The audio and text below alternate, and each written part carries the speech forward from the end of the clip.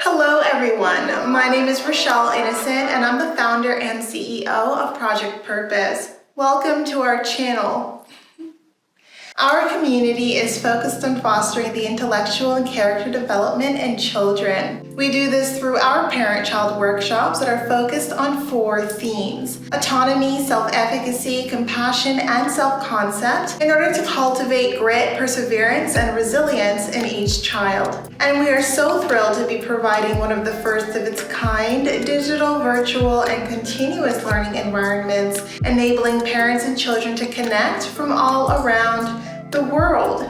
At Project Purpose, our overarching mandate is to renew and rebuild family, community, and relationships. Our different social media platforms provide us with an opportunity to have discussions and to create space for all topics that relate to family, community, and relationships with ourselves as well as with others, with a primary focus on mental health and education. More precisely, the ways that the institutions of mental health and education play a role and have played a role in our societies at large. And these discussions and debates provide us with an opportunity to think critically about what needs to change within these structures for us to live up to our bold slogan: support, protect, and empower each child through youth-focused development, better known as leadership in juvenescence. We recognize that in valuing our children's leadership potential, this also translates as recreating and co-creating environments, both socially and politically, that will enable our children to thrive. For those of you who are particularly keen on the topic, we also write thought pieces every other Sunday, and we actually just dropped a thought piece this past Sunday, so be sure to meander over to the website and check out our online content. Now, if it is the case that you are looking for a listening alternative, well, we're available on 12 different podcast platforms for your listening leisure, and we've provided you with access to the links in the description down below. Now, as is the convention, be sure to subscribe, hit that post notification bell so that you are aware of every time we post. And of course, if you like these conversations and you want to keep them going, like, comment, and share this segment. Let's get into it.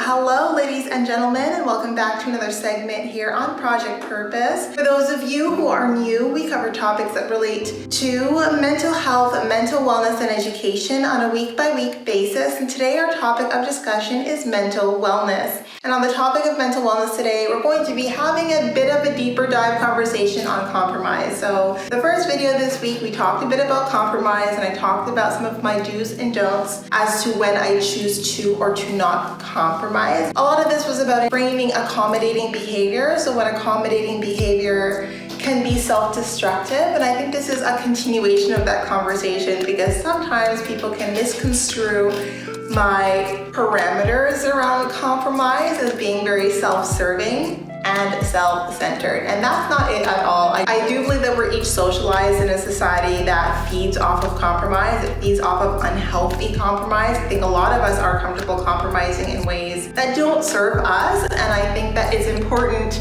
for me to be on this platform to explain that there are certain things that we need to be unapologetic for. I don't think that it's appropriate that we engage in behaviors that are destructive, but it serves other people, and then we feel like, hey, that's us being a martyr, or that's us taking one for the team. I don't think that we should be celebrated for the ways that we hurt ourselves for the benefit of the collective. I think there's something very toxic about that behavior. I think there's something very inappropriate about that way of thinking, and I wanted to just talk about it because I think that sometimes it's difficult to choose ourselves without being wrongly cast as selfish, or wrongly cast as foolish, or wrongly cast as someone who is very, self-serving and opportunistic and sort of cannibalizing the kindness of others. I think sometimes it's important to demarcate between when we are engaging in behaviors that are serving us in healthy ways, that are promoting our sense of self, that are demonstrating our sense of self-regard, self-respect, and self-esteem,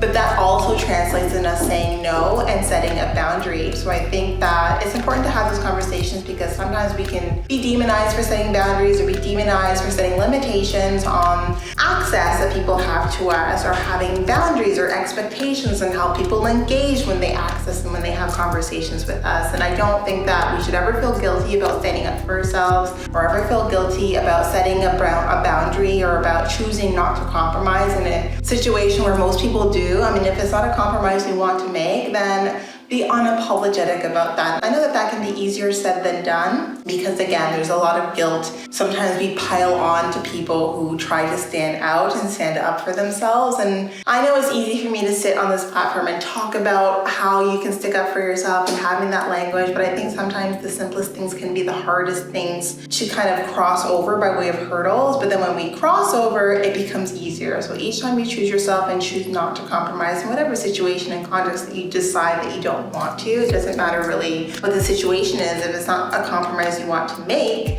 then by all means don't do it. On the flip side, if you're constantly expecting the people around you to compromise for you and you're not willing to bend, that's like something you need to look at. You don't want to be the kind of human being who's comfortable having unreciprocal relationships, or who engages in relationships that are advantageous to you without any care to reciprocate some of the kindness that you've received. I think it's important for balance. It's important to have exchange, energy exchange, and to try to maintain some degree of equilibrium. So that is something I definitely wanted to clear up in this segment. Now, before letting you go, I would be remiss if I didn't let you know that we will be going live at least twice a month, every month, for the foreseeable future on our Facebook page. So definitely be sure to tune into those discussions. Now, these events are paid events, so if you do see yourself participating in our community on an ongoing basis, then I do suggest that you take a look at one of our package plans. Yes, so we do offer package plans over and above our live events, which gives you unlimited access to our live events, as well as access to our webinars and workshops over and above those live events. So definitely take a look at that. Be part of our Game Changer community. Join in on the conversation and focus on your own personal growth and development. That's what we're here for. So if you're still here, definitely be sure to subscribe to the channel, hit that post notification bell so that you are aware of every time we post. And of course, I look forward to chatting with all of you very soon. We'll talk to you later.